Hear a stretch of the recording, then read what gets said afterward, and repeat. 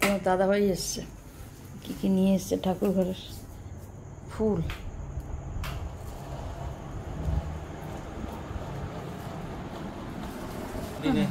আসো দেখি সামনে আসো, কালারটা তো কি সুন্দর, এত বড় করে জামা। এটা করে রাখো, এটা করে রাখো, উঁচু করে রাখো। হ্যাঁ না না, আর ওখানে কি আছে, এক গাদা আনো নি তো কিছু, ওইদিকে রেখো না, কারণ প্রসাদি টোসাদি ছোঁয়া লাগে না, জামা কাপড় আমি দূর থেকে ছুঁয়ে দিই, পায়েটায় লাগে না, যেন সেভাবে রাখো। সব ওপরে টেবিলের ওপর রেখে দাও, টেবিলের ওপর রাখো, এরকম ফাঁকা করে রাখো তাহলে। হ্যাঁ হ্যাঁ থাক, হ্যাঁ হ্যাঁ থাক, নিয়ে আবার এখান থেকে তুলতে হবে, ঘর পুছি না আবার তুলতে হবে, দেখো আমার ছড়ানো জামা টামা করতে হয়নি।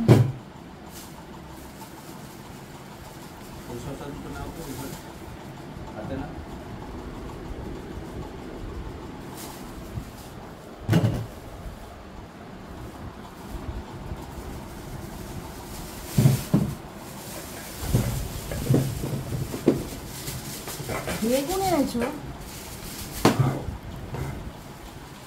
বেগুন, কাঁকরোল, ঢেঁড়স, পটল, আর এখানে আলু আছে, অনেক কিছু আছে, কাজু, এই বড় প্যাকেট ওখানে রাখবো, আলু, কাজু, ছাতু, মুগ ডাল, চিনি, দুধ।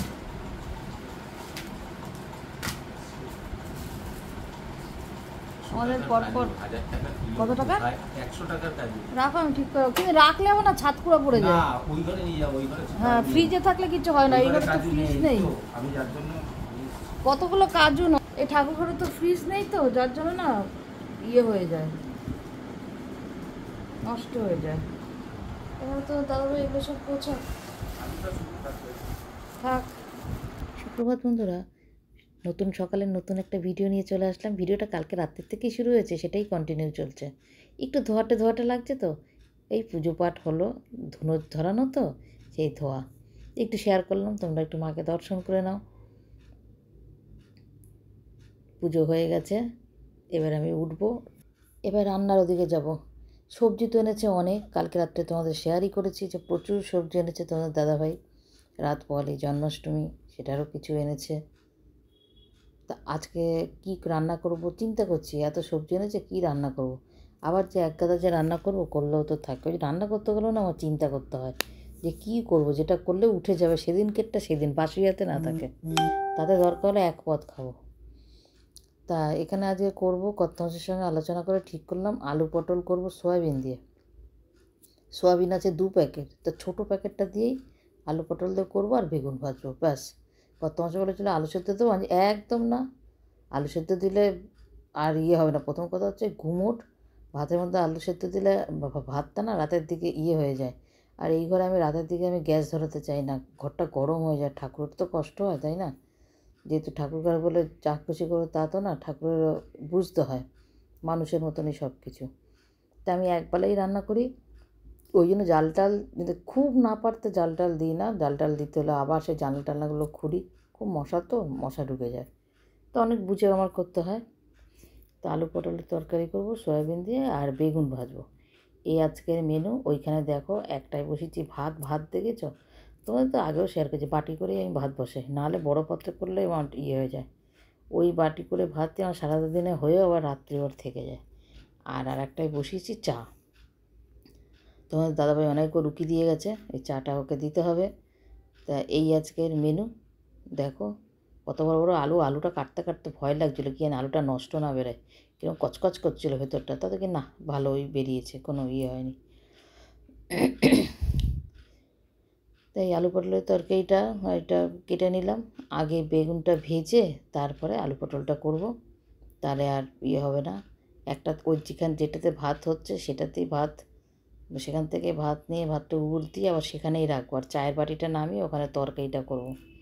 ভাতের এঁটো কাটা না বেশি আমি ছড়াই না, ঠাকুরের সব কিছুই তো আমার সেই ঠাকুরেরই জিনিস, সেই জন্য যতটা পারি এঁটো কাটা কম ইয়ে করে ওই 2 পিসই কাটছি। দেখো বেগুন এঁটো কাটাটা খুব একটা লাগাই না, আর এই বেগুনটা থাক, নিম পাতা আনা আছে, নিম বেগুন করবো খন।